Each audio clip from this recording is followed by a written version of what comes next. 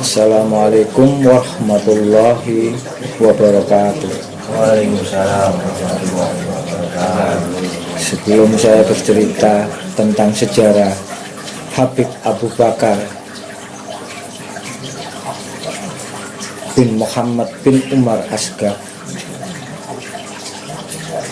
mari kita membaca sholawat sebanyak 3 kali untuk baginda Rasul dan keturunannya. Allahumma sholli ala Sayyidina Muhammad wa ala ali Sayyidina Muhammad. Allahumma sholli ala Sayyidina Muhammad wa ala ali Sayyidina Muhammad. Allahumma sholli ala Sayyidina Muhammad wa ala ali Sayyidina Muhammad.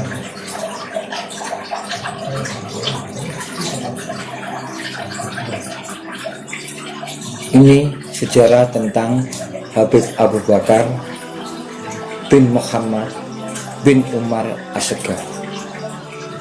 Beliau sebenarnya adalah kelahiran di kota Besuki di wilayah Kabupaten Situbondo. Ini sejarahnya. Beliau sejak kecil sudah meninggal oleh abahnya. Nah, ini tapi tentang kewalian beliau sejak kecil itu sudah kelihatan. Salah satu contohnya adalah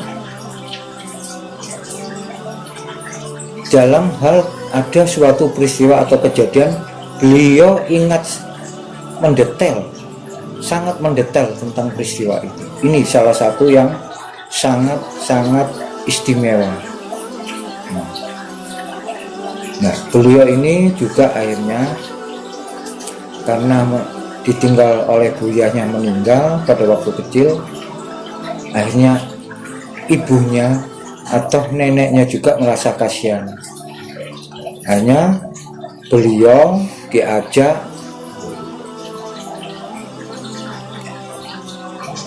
berpergian ke wilayah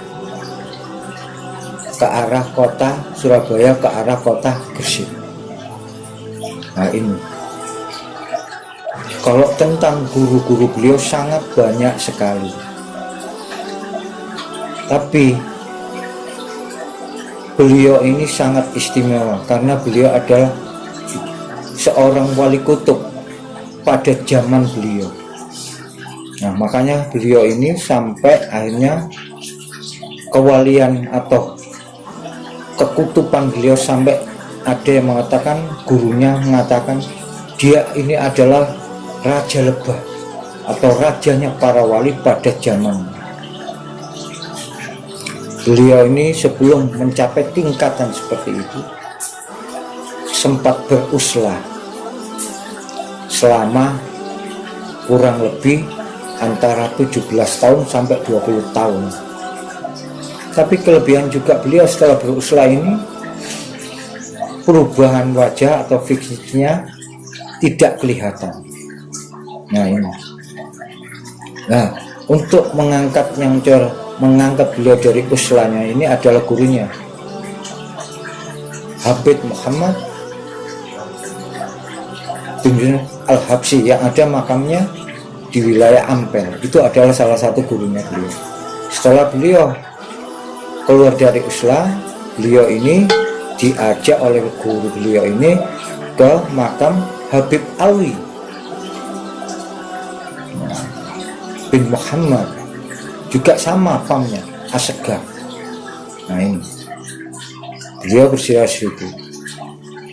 Nah, beliau ini perjalanannya mengajinya bukan hanya di Indonesia. Beliau dipanggil oleh kakeknya kemana? Ke Tarim, ke Hadramaut, atau yang terkenal nama sekarang Yaman. Tarim itu adalah suatu desa di daerah Yaman, desa kecil. Tapi kota ini sangat terkenal karena pusat istilahnya kota para wali atau golongan kaum sufi. Ini kota Tarim. Setelah dia belajar di sana selesai, kembalilah beliau ke Indonesia. Ya ini, makanya beliau ini adalah seorang wali kutub tingkatan dunia. Nah, beliau ini amalannya banyak, tapi juga kebanyakan rata-rata banyak para habaib atau syayid ini mengutamakan tentang lebih banyak atau bacaan sholawat. Ini makanya kalau ke makam beliau, satu, baca sholawat yang banyak. Tapi apabila saudara-saudaraku punya amalan yang lain, juga tetap amalkan atau wirid di tempat beliau. Insya Allah apabila ke makam beliau yang menjadi kepingin belajar mendekatkan diri kepada Allah akan semakin dekat, dan apabila ada suatu hajat, semoga insya Allah juga akan terkabul. Dalam hal ini akhirnya saya tambahkan suatu keilmuan. Apabila saudara-saudaraku mau bepergian atau berziarah ke makam para wali, usahakan waktunya sama. Nah, ini maksudnya waktunya sama, yaitu apakah diukur pada waktu keluarnya dari rumah, misalnya jam 3 sore, juga kalau ke makam beliau juga harus jam 3 sore. Nah ini, kalau ke makam beliau jam 5 sore, semuanya juga jam 5 sore. Ini mutiara ilmu yang bisa saya sampaikan lagi. Makanya keilmuan ini, kalau ingin tahu lebih banyak tentang keilmuan atau mutiara-mutiara ilmu, ikutlah terus channel Sabuk. Semoga juga ilmu yang saya sampaikan juga ilmu yang menjadi ilmu yang manfaat. Lah, makam beliau ini adalah di belakang Masjid Jami Kota Gresik.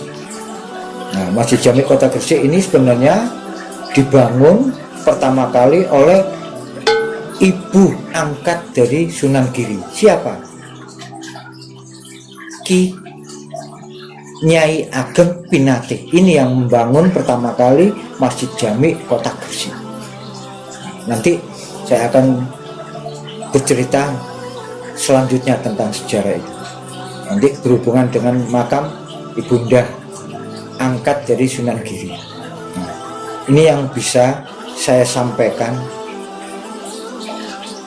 tentang Habib Al-Alama Al-Habib Abu Bakar bin Muhammad bin Umar As-Segar, yang makamnya ada di belakang Masjid Jami Gresik. Beliau adalah wali kutub pada zaman.